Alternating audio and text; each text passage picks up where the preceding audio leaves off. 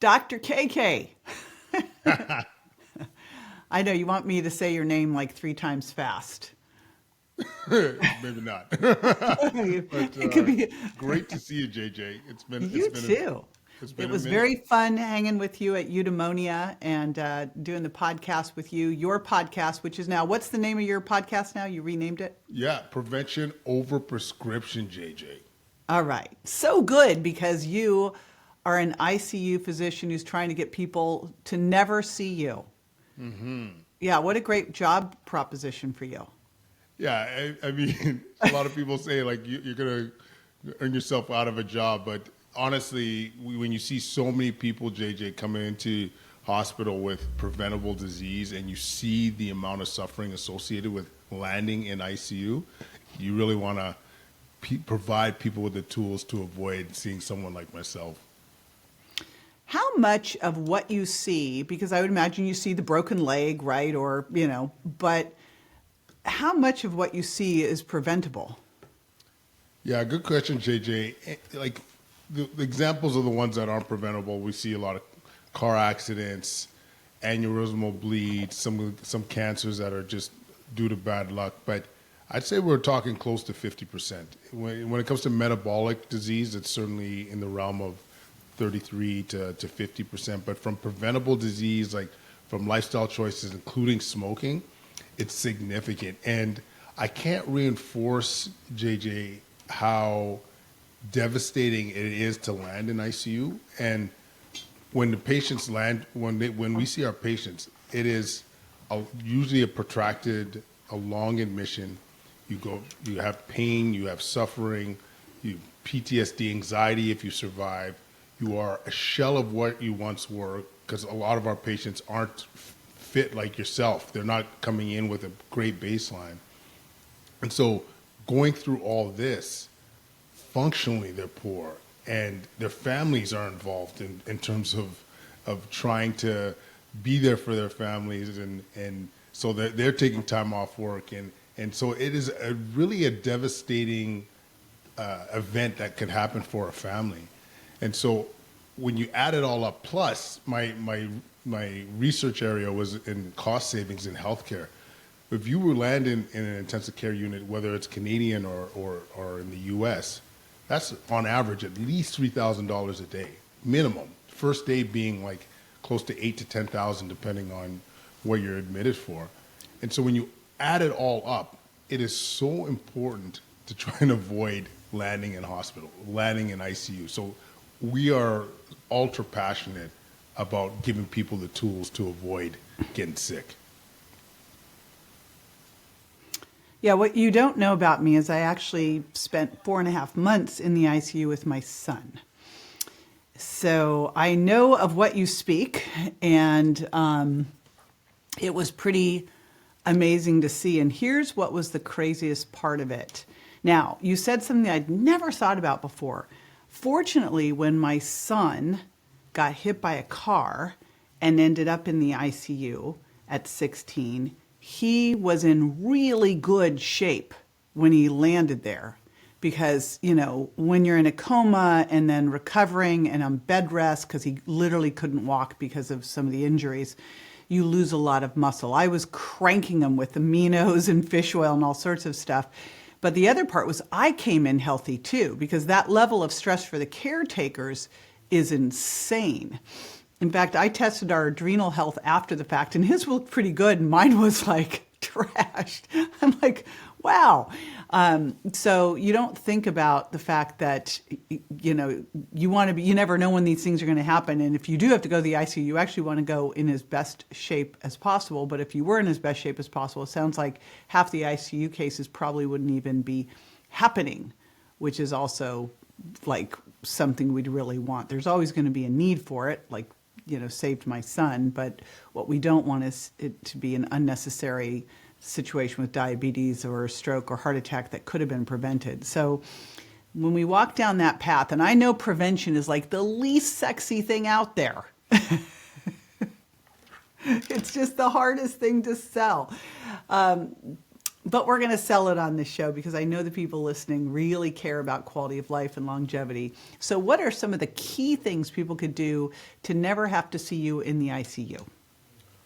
So first of all, JJ, just really sorry that you and your son had to go through that and your family had to go through all that. And I don't know if you remember this, but on the show, you actually opened my eyes because of the peptide treatment that you mentioned in terms of treatment offers for your son. So you've really opened my eyes, and now it's an aspect where I want to explore in terms of being able to provide better care for our ICU patients. So I just wanted to, first of all, highlight that. In terms of important elements, so I can't tell you how vital it is to be strong. Like, we know already, like, if everyone on your show I'm sure has been an advocate of strength training and being strong going in. And I want to give you a quick story about a patient that I saw. He's a guy in his 70s, giving me permission to tell this story. And he had unfortunately had a cardiac arrest. He passed away for a period of time, but luckily his wife was a nurse, so gave him CPR right away. And in my line of work, if you're in your 70s and you have a cardiac arrest, you die for a period of time, you do not come out. You don't leave hospital. We rarely see you survive. And because of this man's disposition, so he was a guy that went to the gym 5 days a week and had that resilience, like I call it body armor. He was physically, you could tell he went to the gym. He also was resilient mentally because you have that dedication, right, JJ? Like, right. You're going to the gym 5 days a week, no matter how you feel. And he's the guy that was going at 5:30 in the morning. And long story short, he survived 3 months in the ICU. He got home. He got to with his grandkids. He's not in a nursing home. And that was the power we saw of being strong, focusing on strength. It was such a motivator for not only the staff, but the patients around, because he was walking on a ventilator. I want to repeat that, folks. On a ventilator, he was walking. Okay, like that was the power of being strong. And I see this routinely, and it's funny. People find this a bit odd for me to say sometimes, JJ, but in ICU, it's actually quite hard to die. It's the machines work very well that keep your lungs going, that keep your heart going, your kidneys. And what it ultimately comes down to is quality of life. And being strong will allow you to get back to that quality of life. And this is why I mean, we all go to the gym for different reasons, but it's just an additional motivator in our house, JJ, to stay strong. Because when we have to go through that illness, when we have to go through that unfortunate scenario, we want to be ready. And one more story, and we could talk about other means afterwards, but Cindy Hooper, who unfortunately recently passed from her pancreatic cancer, but she was diagnosed in 2013 and super active, triathlete, goes to the gym on a regular basis. She ran or participated in an Ironman triathlon while on chemotherapy. As far as we know, is the only person to ever do this. And that was the foundation of staying strong, to be able to do that and survive so many years, over 10 years with pancreatic cancer, because of that foundation, mental and physical. So lots of reasons, tools, but I just wanted to really highlight, JJ, the importance of staying strong. Well, and funny note, like we first saw each other at the gym. So we both do what we say. But you mentioned something important about being strong is the benefits go beyond just you're stronger physically. It's like when you do hard things, you can do hard things. And you talked about the guy with the ventilator. We started having Grant do stuff, and the physical therapists at the hospital were like, oh, he can't do that. And so we literally got to take him on a day pass. We took him out to the hotel, to the condo I was renting, swimming pool, which was an Olympic-sized pool, and videotaped him doing it because they wouldn't let him get in the pool. I'm like, watch this, you know, perfectly synchronized.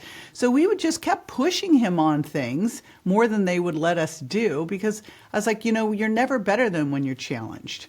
And we've got to be able to face hard stuff. And I just love that this woman went and did this, and just where people would use things as excuses. I always say that quite often that why you think you shouldn't do it is the actual why you should be doing it. The why not becomes the 100%. why, you know. And granted, she was probably killing off a ton of cancer cells when she was out there doing it. Yeah, she honestly, this was one of those moments where when I'm at the gym or I don't feel like going to the gym, I would often think of Cindy Hooper. I would think Yeah. of her, and if Cindy was willing to do it and while on chemotherapy and radiation, I could do this. Yeah, I quit your whining. No 100%. kidding. Okay, I have to ask you before we get on to more of the like actual health stuff, because I'm just curious about this, because I know what happened with my son. Since you've been around people who have died and come back, and this is a total segue, like this has totally got nothing to do with what we're talking about, but any near-death experience stuff that you've heard or seen? You know, so I also work in palliative care, and I'm around death and dying a lot, and I've never heard from a patient of seeing the light or any kind of moment like that. But there are times, JJ, it's hard to describe that. Sometimes when you're in a room when a patient's actively dying or they pass, sometimes there's this, like a general feeling. It's hard to describe. Like some people will say like it feels like a spirit is in the room or left the room or something. And I haven't experienced this with every patient or every circumstance, but sometimes there's just like it feels like there may be a presence, and it's tough to quantify or to describe, but yeah, to answer your question directly though, I've never heard from a patient that I've been involved with that, you know, I saw the light or anything like that. But one thing I do see very frequently, JJ, that patients know when they're going to die, which is often a bit spooky, because sometimes they'll look fine and they'll go to you like, Dr. K, like, I'm going to die tonight. And as a young doc, you'll be like, oh, no, you're fine. Your vitals are good. Like, you know, things are fine. And that night they'll die, or the next day they'll die. You see some fascinating things in this line of work. When Grant was able to finally start talking again, he told us about the gray man. He told us about all the places he visited in the hospital when he was lying in the coma, and described exact situations that he never would have known about, like where we were sitting, what we were wearing. I'm like, okay. And then he described the gray man, you know, being on the other side, what it was like, being given the choice by the gray man, and deciding to come back because he kept hearing, because I would sit and talk to him in the ICU. So I was like, there's definitely something more out there. That's all I know. Because he says no space, no time, and it's just beautiful. So let's go back over to the health stuff. So being strong, which, do you have any specific recommendations that you like to give patients? Do you get the opportunity to give patients these recommendations, or are you just like getting them out of the dire straits? So, JJ, this is one of the gifts that has come to me recently. So to answer you directly, no, my patients I don't get to have that conversation with patients most often. Often they're unconscious, often they're delirious, and they're not aware of their surroundings. Occasionally, I've had once a patient ask me about ketogenic diet. The patient was morbidly obese, and I was so encouraged that they were willing to look at lifestyle modification. So I threw them a bunch of resources because that was of interest. But the gift of the last few years, JJ, of being able to have platforms to advocate for some of this stuff has been an absolute blessing. I can't tell you, I mean, you know this because you live it, but how rewarding it is when someone comes to you and say, my mom now is no longer on diabetic medications. My mom now is like down 10 pounds and is physically stronger. So you could see her bicep. Like that to me brings me so much joy because you're changing a complete trajectory of someone's life. And in the ICU, it's one-to-one, right? Where when we're doing right now is getting to thousands of people. And whether it's a half a dozen, whether it's 100 of them that this lands with, it's so beautiful. It really is inspirational to me. So to get to your question, so I basically like to, when people I get a chance to talk about this stuff either on our show or when people track me down, I like to really try and meet them where they're at. And I think one of the things that is the most important thing when it comes to getting strong is personalize it. You know, some people are afraid to go to the gym because they're intimidated. So what are the body weight exercises that you can do? And I'm personally a believer, if you ask me what I think is the most effective 80-20 of getting strong and staying physically active, I'm a big fan of compound lifts. Like I think there's just huge bang for your buck. You squat, you deadlift, you press, you hinge. There's such beautiful exercises that in fact involve your whole body, right? And depending on what your goals are, like I'm a big fan of 5x5, so just incrementally increasing that weight. So you're aiming for 5 sets of 5 reps. As I've aged, I've actually, in terms of focusing on more high intensity interval training involving weights, like we will do a Tabata workout with kettlebell, like doing kettlebell swings, Tabata workout for hang cleans, like things like that. But the average person that comes to me, if they're serious about trying to really get strong and increase their lean muscle mass, push weight, compound movements, and you're always, in my opinion, going to get results. I love compound movements.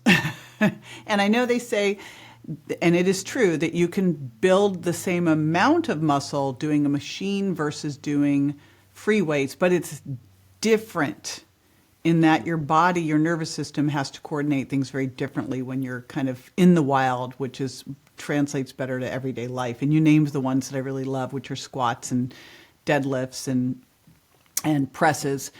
And you also mentioned 5x5. So for everybody listening, that would be like, let's say you're picking 5 different exercises. And I actually do it 5x5x5. I do 5 exercises, 5 sets, 5 reps. So it's the triple 5. But you could do it with 3 exercises. And basically, when you're working in that shorter rep range, you're going heavy and fast.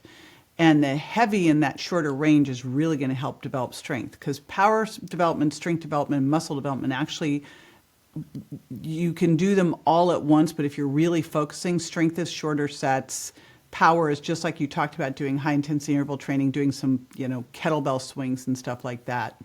And by the way, I'm loving doing high intensity interval training with functional moves, because I feel like I kill 2 birds with 1 stone, like you 100%. talked about. It's awesome. 100%. And can I add one other thing too, JJ, why I'm a big fan of compound lifts over machines? Yes. Is because most people, aside the ones in this room right now, their core is not where it needs to be. And so when you do the compound lifts, if you're doing it well, you're engaging your core. So you're going to prevent from that back pain from happening later on. And this is something that I wish I would have learned more as a young adult, to build that foundation, because I was a machine guy forever.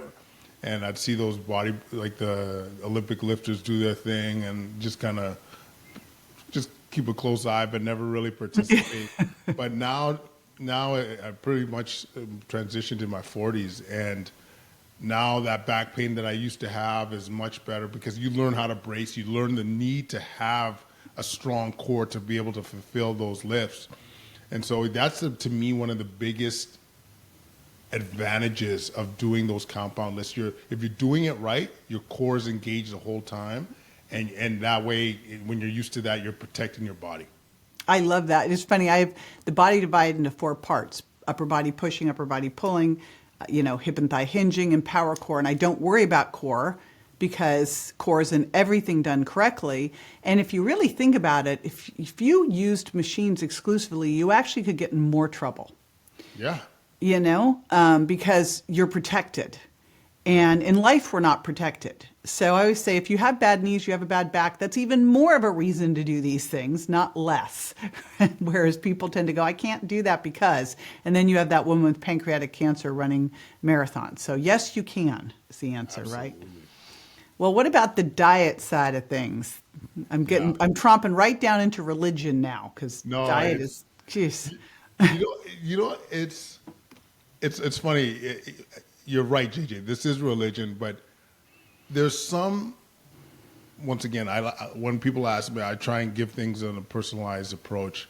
But to me, the one that is non-negotiable, as far as I'm concerned, is protein is king or queen, whatever you want to call it. Like protein is the most magical lever that we can be leaning into because everything gets better when you focus on protein. Everything. Like your lean muscle mass is going to increase. Therefore, you are stronger. Therefore, you are improving your lean muscle or your basal metabolic rate because your muscles love glucose and they're burning up those calories just by being bigger. You are more stabilizing your blood sugar. So for those pre-diabetics or diabetics, here's the antidote, right? Like gaining that lean muscle mass because your increased protein intake. You are fuller, so you're not going to want to crave those chips as much or those Ritz crackers or those high refined carbohydrates because you're satisfied. You're less feeling a need to fill a gap. And so when you add it all up, the improved insulin resistance, the increased lean muscle mass, being fuller, it's just an amazing lever. Whether you are vegan, whether you are low carb, whether you are keto focused, like this to me is the non-negotiable. This is the one that I think if you're serious about being healthier, this is where you got to lean into. And some of the other parts, like I really think can be individualized. Like I'm a big fan of intermittent fasting. Like I don't eat or time restricted eating depending on how strict you want to be with your definitions, but I don't eat till noon and I allow myself about 3,000 calories a day. And it allows me to just focus. Like I don't have to think about the quantity of food. I just get to demolish my meals and assuming they're high quality meals. I just get to eat like a beast and I love it. I love it. And so it's a good lever for some, not for all. Low carb, I think it works for some, but once again, I think it's individualized. Keto, my main issue with keto is that it's hard to sustain, and any kind of nutrition approach to me has to be sustainable. And then the last one I'll mention is staying away from the middle of the food aisle, avoiding the processed food. And I know that's easier said than done, but I can't tell you how many transformative transformations I've seen from people that have eliminated especially specific processed foods. I had a guy, colleague, stopped taking pop altogether, lost 30 pounds in no time. Like, it's amazing to me that people are still drinking soda. Like this just completely, maybe I'm completely naive, but obviously people are buying it, it's in the store. So, but it's amazing. That's like one of the easiest things that you can do to improve your health. Just don't have soda. 100%. I think similar to other things, people are just addictive. It's addictive. Like many of the processed foods that we grew up on now, it's hard to believe to say that we grew up on processed foods. Our ancestors. I was raised on Pop-Tarts and Captain Crunch. Exactly. Like I was, Honey Nut Cheerios, Frosted Flakes, Fruit Loops, you know what I'm saying? Pudding, Jello pudding. Like, yep. We were overly processed. And now I think we're really seeing like I don't know if we were going to get into this a bit, JJ, but I can't tell you how exciting it is to see that people are really starting to question this stuff, like what we're feeding ourselves, whether it's how things are hormone modified or how what these ultra processed foods are actually doing to our health, mentally, physically. Like seems to be almost like a revolution happening right now, and it totally excites me. I'm sorry if I'm digressing, but like I think a change is coming.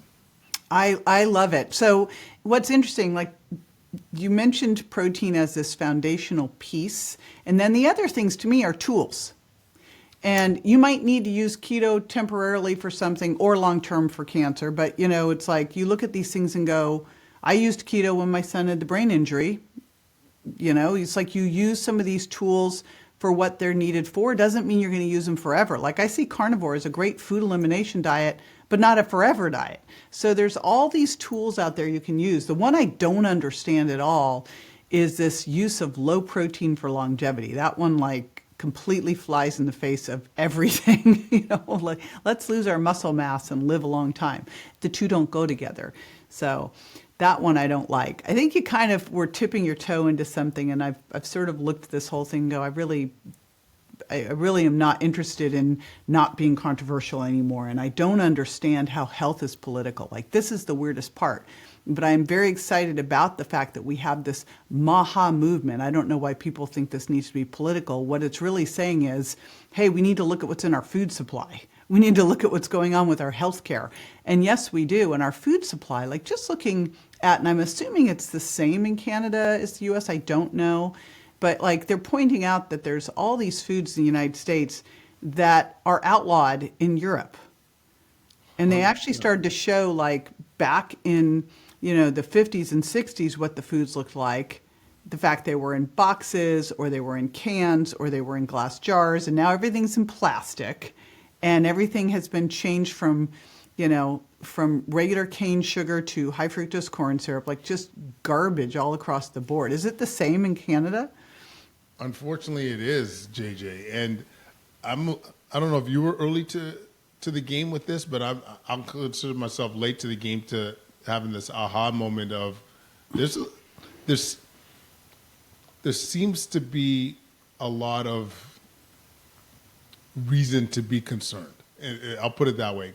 I did a show with a nutritionist from the UK, and they were talking about how exactly what you mentioned. There were some processed items that were banned in Europe that we're giving to our kids in their cereal and so forth.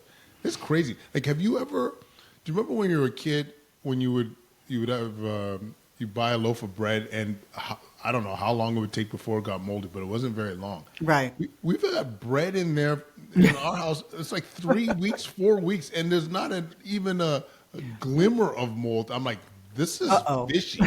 Yeah. Like there's something not right here. And what was fascinating about this interview with this dietitian is she was saying, anecdotally, I don't have evidence to support this, so just keep it with a grain of salt. Less asthma, less autoimmune disease, less gluten intolerance, kids less medicated. Like, there's something off. I'm just going to say this. I've been saying this for a while, not as much publicly, but there's something off. Like, I went to a little kid's party, sleepover, and 75% of the kids were medicated for ADHD. I'm like, there's something not right. We can't think to ourselves that, oh, we're better at diagnosing this. Oh, we're just more aware. Oh, like there's something. I know it in my core, JJ, that there's something that we're doing at a societal level that is not jiving. It can't just be our awareness. Right. And so I think this idea of really reevaluating how we're feeding each other, and I'm a believer food is medicine, man. Like it is. You mentioned ketogenic diets for cancer patients, ketogenic diet for mental health disturbances, for epilepsy. Yeah. Well, they've been around. This has been around. I always love people going, it's a fad diet. I go, oh no, this has been around for like what, hundreds, if not thousands of years, people using this when they didn't have anything else for epilepsy. This is not a new one. Exactly.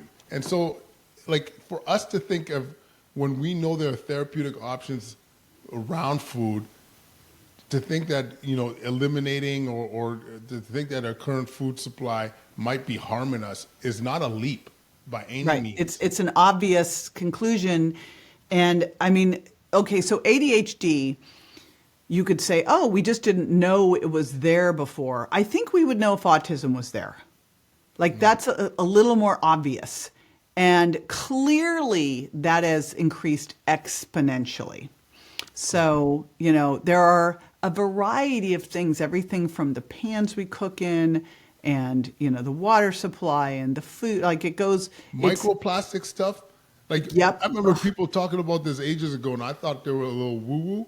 There's a New England Journal of Medicine article, I think about 3 months ago, showing there's microplastic. I believe it was in the reproductive organs, if I'm not mistaken. But it's like, that is wild. Have you tested yours yet?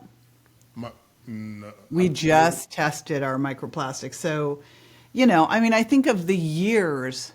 Well, first of all, in the 80s, I had a Diet Coke problem. I still remember in my teenage years, my mom would not bring this into the house. Even though she fed me Pop-Tarts and Captain Crunch, she didn't believe in artificial sweeteners.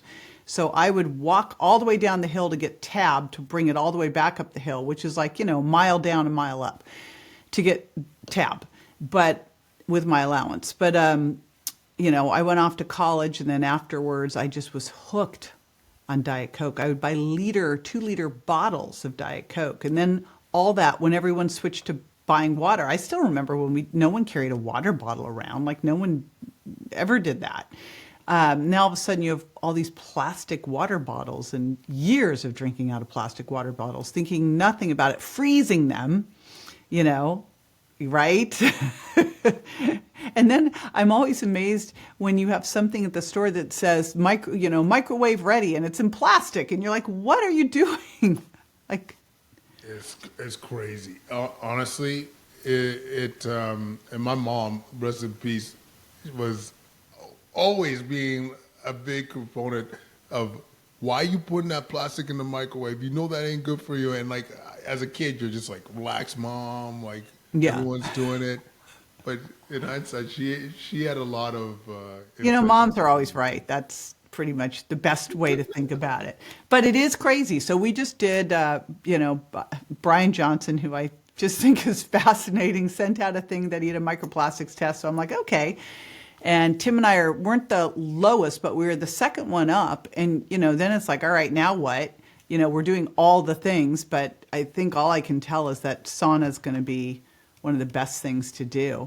I mean, you wouldn't have a way of seeing microplastics in ICU and surgery and stuff, I'm assuming. I mean, this is, JJ, I'm just learning this for the first time that you're measuring it through blood work. Like, I'm fascinated about this. And I mean, I feel like right after this, I'm going to have to go jump in the sauna. But I do think without...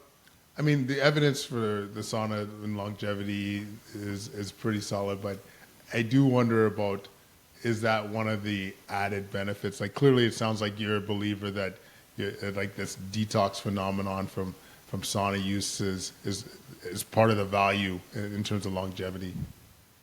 No question. And that's why we actually have 2 different types of saunas here. We have the one that fast heats and heats up higher, and then we have the one by sunlight and the infrared, so that we can do both. And I literally have just taken to working in the sauna, because I'm just like, I think the more the better. Like, if you look at the healthiest countries, the thing they have in common, everyone's always trying to say it's this, it's that. I just got off with Dr. Gundry, and he was telling me like some of the things that they really have in common, which it's not a vegan diet, by the way, hint, hint. But one of them is always like, contrast therapy. They do hot and cold, and they do a lot of sauna. Sauna, to me, makes a ton of sense. I love it. It gives me more excuse to spend time. Yes. We put a sauna in our crib about 4 years ago, and it's been such a godsend, because at this time, where I am at in Ottawa, I could point the camera out in terms of the snowiness, but it's I'm trying to think the conversion in Well, see, you can do Fahrenheit. It's like heat and cold -9. contrast. You can do it easily. Oh, Just yeah, you get just in your step sauna, outside. go outside, lie Yeah, in the like today it's snow. -9 Fahrenheit. You know what I mean? Oh, Yeah, jeez. hence the turtleneck. So I know, I'm sorry I'm in a sleeveless here No, in Florida. no, that's good. It gives me something to aspire to. Spring is coming. How do you see like turning this all around? I mean, you've got 50% of the people coming into the ICU. I would assume it would be kind of frustrating now knowing what you know to patch them up and send them on their way. Like, how do you see shifting all of this? Is there a way to do that? That's a great question. I often ask some of our guests the same thing, JJ. And if you asked me 2 years ago, I would be a little bit more on the frustrated, pessimistic side. Like, we're not really making any headway. But JJ, this is an exciting time to be in this landscape as far as I'm concerned, because people are thriving. I see it. They're thriving to get healthier. They're thriving to avoid using the acute care system. They see the benefits of trying to get healthy. And so I am encouraged, not only because the public seems to be responding to a certain degree, but also young healthcare providers. I'm seeing more initiatives out of them.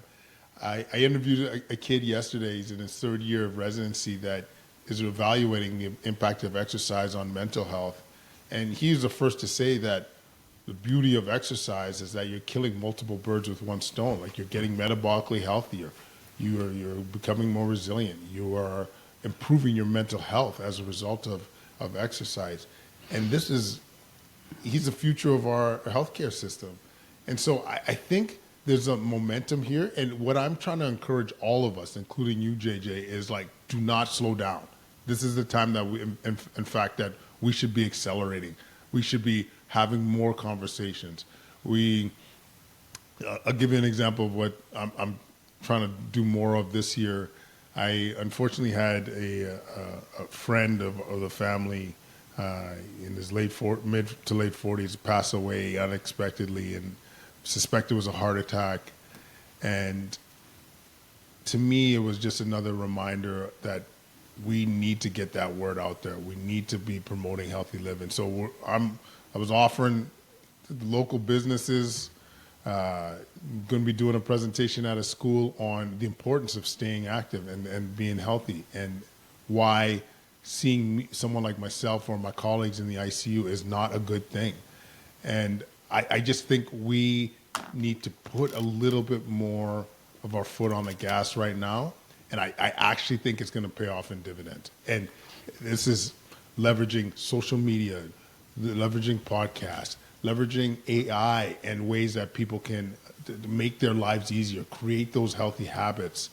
I really think this is the time that we get to push, and people will respond. So how would you leverage AI, since you threw that provocative statement out there? So there's several. Like, one of the things that we help develop with Guyata is we have a food app. So it's basically a food coaching app. You take a picture of what you're eating. You're worried about this label. You take a picture, and you get feedback. You're saying, like, your goal is to get to 150 grams of protein. By the way, you should maybe think of replacing that yogurt with Greek yogurt. Like, giving that feedback to folks that really, and trying to encourage them to make healthier choices and to be able to track their macros, using AI and giving little nudges and being like you already get this sometimes through your Apple Watch or whatever smart device you're using, saying, hey, you're on a streak of 6 workouts this week. One more and you got a perfect week. So how about we get you going? There's going to be the aspects that I think I'm not an expert on this yet, but I will be more in tune with this in terms of personalization and really getting a sense for what exercises, what foods do you best respond from. I think you're going to be able to get biofeedback from whatever wearable you might be wearing. You might be able to, by the time we're, I don't know, I'm going to say in the next couple of years, I believe you'll probably even get glucose feedback, like continuous glucose feedback on a wearable. And so like all these things, I think, where you're measuring, you're getting that feedback, that to me is where I think AI can help out. And one last one too is sometimes just leveraging AI, whichever one you use is as a coach. Like you could have conversations with your ChatGPT or your Claude saying like, I've had a rough week. I'm thinking about making something. What do you think? And getting that feedback in terms of what would be an optimal choice. So I think it's an exciting time overall with AI. It is interesting. I have a longtime client. Like off and on, I've worked with this guy for probably 15 years. And the last couple of years, I was like, you need to power up your resistance training. You're getting sarcopenic. He'd always been more on the plant-based side of things. And he just was doing more on the yoga. I was like, you got to lift like way up your weight training. I contend that as we age, we've got to do more, not less. Like people tend to taper off and take it easier. I'm like, oh, no. It needs to be just the opposite. Like I'm working out harder now than I have in my 30s and 40s. And so we started doing all this stuff. I gave him all these things and had him tracking his food on his app. Well, he threw it all over into ChatGPT. And he said, they redesigned my smoothie. So ChatGPT redesigned a smoothie to have the protein that I wanted him to have. It checked his meals and told him which modifications to do. I'm like, are you kidding me? Told him, like, if you want to gain this much muscle, because he's like, I want to gain this much muscle under this time. What is it exactly I need to do? Gave it to him. I'm like, kind of blew me away. I've been using ChatGPT and Perplexity, but I didn't realize it could do that. So, and it's only going to be able to do more, JJ.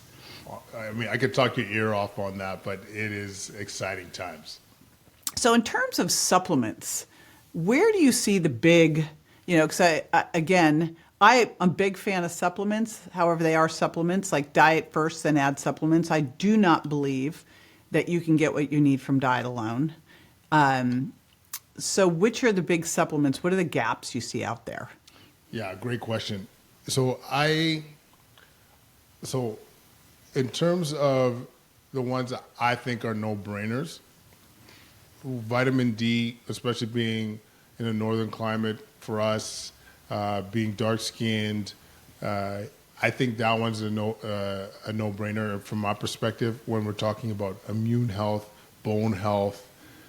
It just makes a lot of sense. It's cheap. It's available. To me, this is probably the easiest one to convince folks on. I think is the vitamin D supplementation.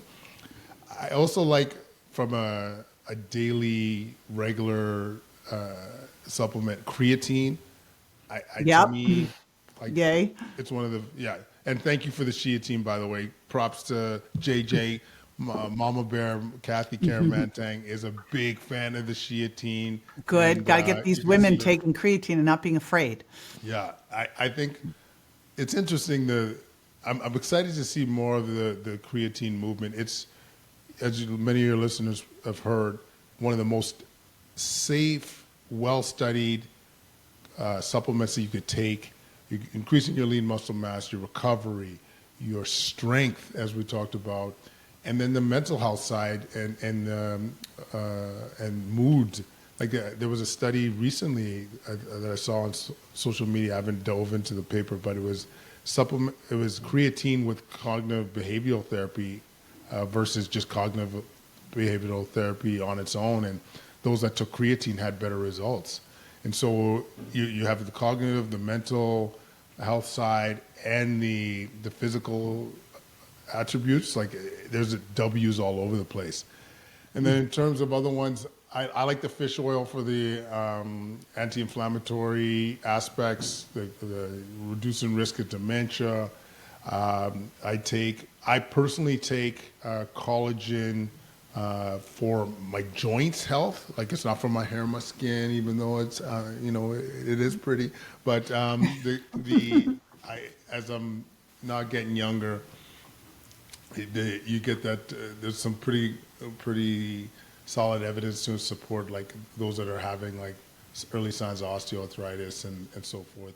Well, think about, we used to do, like 100 years plus ago, we used to get a lot more bone broth into our diet. Like I have a bone broth shake, but I'm not making bone broth at home. You do a bone broth shake? So like what do you put in it? Well, so it's dehydrated beef peptides, basically bone broth.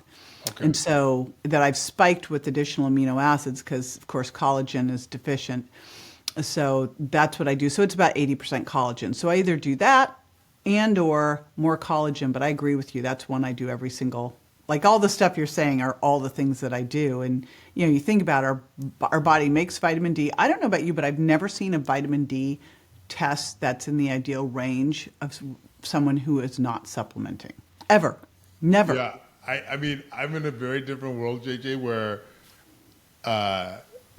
like I don't see healthy people. So, but if you were to take, like I don't know the actual numbers, but if you were to take a sample of everyone's vitamin D level in the ICU, it would be in its boots. Like almost everybody, because we see a lot of chronic disease, and that's obviously associated with low vitamin D levels.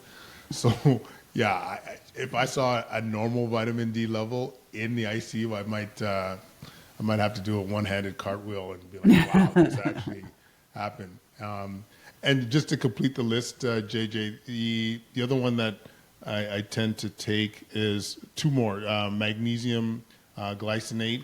We take that. I like to take it for sleep and stress reduction, so I take it before bed. And then the last one, whey protein. I do that. I don't do it every day. I do it when I don't feel like I'm going to meet my protein goals, or sometimes I like to take it after a workout to more likely achieve my increase in my lean muscle mass. But yeah, overall, those would be my heavy hitters.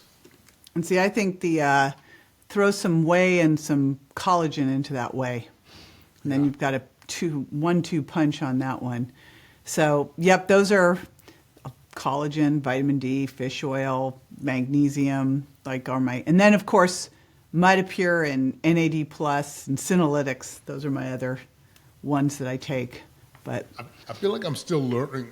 You're going to have to come back on the show, by the way, to talk about some of this, like especially like the mitochondrial health, and the peptides. We talked on it a little bit on the show, but the stuff I'm learning now is absolutely fascinating. Like the microdosing and autoimmune disease.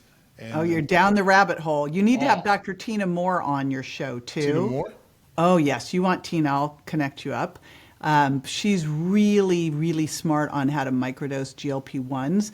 It is going to come out. Like there has been the weirdest thing out in our world about these peptides and the backlash against them. And all I can figure, I'm going to sound like a conspiracy theorist, but when you take these peptides, it can get you, and not at the dose they're recommending, at these low doses like Dr. Tina teaches, reduces inflammation, improves insulin sensitivity, has a whole host of benefits, autoimmune, cardiovascular, like I mean, it just goes, the list goes on and on. Brain function, which is why I started giving it to my son. And what I think is that it reduces polypharmacy, so that's probably why there's the little backlash, because all of a sudden you could put someone on one of these and they wouldn't need a statin or, their blood pressure meds and their diabetes meds. A lot of stuff could shift. So I think they're really interesting, used in a very different format than the drug companies are doing, and there's so many more peptides out there, like BPC 157, and you're going to go down the rabbit hole. And I also found a great company for oral peptides that have some that really can help you build muscle called PeptiStrong. So, oh man, we definitely got to talk. Yeah, you're going to. And can I ask you, JJ, I know it's your show, but you're saying you lift heavier these days, right? Like as you age. How are you finding recovery though? Because I'm finding myself like these nuanced, these like nagging injuries that that just seem to not go away as easy. I don't know if you're finding the same, or how do you approach recovery? So it's interesting. I had a brief moment in time where recovery was very challenged, and it was when I was going into perimenopause, my estrogen dropped. And actually, Dr. Vonda Wright talks about this. She was the first person to identify the musculoskeletal syndrome of menopause. I just fortunately went into my dentist because my teeth were bleeding. He goes, "Oh, that's estrogen." So I started an estrogen patch, and boom, I was recovering. So I have found with creatine, so I take my Sheatine product, I take 2 doses of that a day. I take collagen, I take a lot of protein, I do my fish oils, magnesium. I take that Mitapure by Timeline that helps you get stronger and helps you recover. I take NAD+, which is really great going in, and I do the Senolytics. And honestly, I'm not having any trouble recovering. And what I've really focused on in resistance training that I think has shifted over the years is I'm focusing a lot more on strength and power. So a lot of throwing, a lot of jumping, a lot of like hard stuff, pull-ups and, deep squats and stuff, which you'd listen and go, "Oh, okay, I've got bad knees." Well, I have a knee replacement, a hip replacement, and a broken foot. So things from being a dummy in my early 20s and late teens, doing sports I shouldn't have been doing, like acrobatics and ballet. But keeping strong has allowed me to be able to not have to have that knee replacement for 30 years. So I think that we've got to push ourselves more. I also find that I do heat post-exercise is anabolic. So getting in the sauna post-exercise can be great. Cold pre, you don't want to do cold too close after because it actually can block muscle protein synthesis. But I'll do a hot and cold contrast in the morning before I go work out. And then here's my secret to helping me recover. So good sleep, and 1 day a week I do yoga. Kicking and screaming, I drive myself over to that yoga studio because I do not like it at all. I do a hot yoga class, and I think that really helps a ton. Oh man, we're cut from the same cloth, JJ. I do the same thing. One hot yoga class. I also done this. Have you ever done fascial stretch therapy before? No, is that like, I don't know what it is, so I don't know if I've done it. Yeah, it's basically a professional that stretches you. Oh. Yeah, and like just beyond the limits that you feel. Is it like PNF stretching? I used to do that when I was a trainer to my clients, those poor people. I don't know what sorry that is, to you. but it sounds... It's like where you actually, there's a way that you can trick the body to allow you to stretch deeper than you'd ever be able to stretch. Oh, when you put more pressure on that. Yes. Yeah. Well, I would say it is similar, actually. Yeah, it is similar. But my personal trainer introduced me to that and definitely got me being able to touch my toes again. So it's nice. Yeah. We try to get a massage at least every other week. We try to do more like once a week. And I have this thing at home that also helps with recovery. It's going to sound ridiculous. So we went to Seoul, Korea 2 summers ago, and I was just blown away by them. First of all, I never saw one overweight person while I was there. Tim saw one. I didn't see any. Everyone was super active. Everyone was moving and walking. And we went to the gyms, and both hotels we were at had huge gyms connected to them. And everyone was wearing a uniform, like a PE outfit. And there were all different ages there. There was like 20-year-olds all the way up to like 90-year-olds at the gym, which shocked me. And then they were doing all this stuff. And then they were sitting over, and they had like what I always thought was the figure salon silliness thing, that band that goes around your hips that vibrates you. Yeah.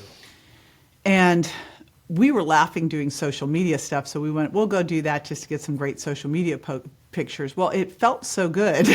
You can put it on your hips, you can put it on your shoulders, on your thighs. I'm like, this is the greatest thing ever. It's the ultimate lymph mover.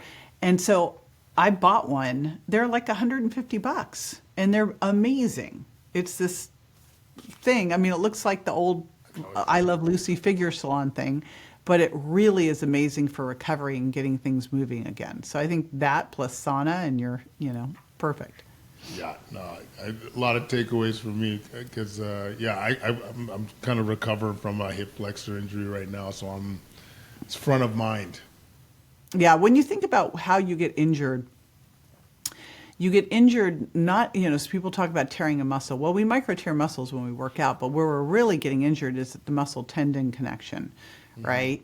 And the tendon bone connection. So what I always think about is what do I need to do to get because, when you're first starting to work out, it's your muscles and tendons learning to communicate, your central nervous system learning how to do those moves. So form is everything. And then after that, it's your connective tissue getting strong, and then it's your muscles. So you don't want to ever push it past what your connective tissue can do. So I kind of watch myself as I'm working out, and I use speed as when I'm starting to get to failure. Because if you're trying to push to failure, a lot of times you'll push in poor form. If you're using good form, you can tell when you start to get there because you just lose your speed. Yeah. So I just use speed as that indicator. And then something I learned from Gabby Reese, and I thought that's the smartest thing I ever heard, is after she's done a hard workout and she's fatigued, she does balance work. Because think about it, when are you going to get hurt? When is your balance going to be a problem? Not when you're like peppy, it's when you're wiped. Yeah. So she does balance work when she's fatigued to really help her body too. And I think that has a lot of merit. So throw that into the mix. Because I know you need more things to do. But it's that's gold though. Like because the timing is good and it's something that we all need to work on in general. Yeah, and it's just something quick you can do. Like it doesn't take, like stand on one leg, close your eyes. Yeah. I've been doing these things where I kneel on the floor and then I get up and down, my hands are up here or up here. I'm going to start doing it with dumbbells. I haven't started that yet, but standing up and down that way. Yeah. So you're winning the game, JJ. There we go. We're both winning, and you're winning out there doing the good work, keeping people out from seeing you. So we just got to get this message out far and wide. I appreciate that you are writing books and have a podcast. I know you have a book. It'll either be out or it's coming out. So we will make sure we put all of that in the show notes. Where are some of the places that people can follow you? I know you have your podcast again. The name is Prevention Over Prescription. You get, honestly, JJ, we're all over the place. Like if you go to drkwadwo.ca, that's our natural website, and most of our information's on there. And how do you spell? We'll put all this at jjvirgin.com. DRKK, Dr. KK. I'm making it super easy. The team at first spelled your name out. I go, you know what? I'm going to make it easy. There you go. Yeah. drkwad.dwo.ca. We're everywhere on social media at Quadcast, so KWADCAST. We got our supplement brand, Guided Nutrition. We got as you mentioned, a book that's coming out, and we have also our first book on apologetic leadership, all on Amazon. Are your supplements both in U.S. and Canada or just in Canada? Oh, we're global, JJ. We're global. That is hard to do. It is, but our number one clients are in Canada and the U.S., luckily. Okay, it's great to have a place to send people in Canada because I was sending stuff in, and the licensing and cost for every single product, I was like tearing my hair out. Oh, it's not easy. It's not easy. But nope. Honestly, JJ, just if I could take a second, just thank you for the work you've been doing and having me on your show. My wife, Kathy, is what got me onto JJ, and you've been an absolute inspiration. She's lifting heavier. She is on the Shia team. She looks incredible, feels incredible, busy mom of three, and I think a lot of that we have you to be grateful for. So I'm in awe of JJ the more I learn about you, and it's been a real honor to be able to jump on your show. Thank you. I appreciate it.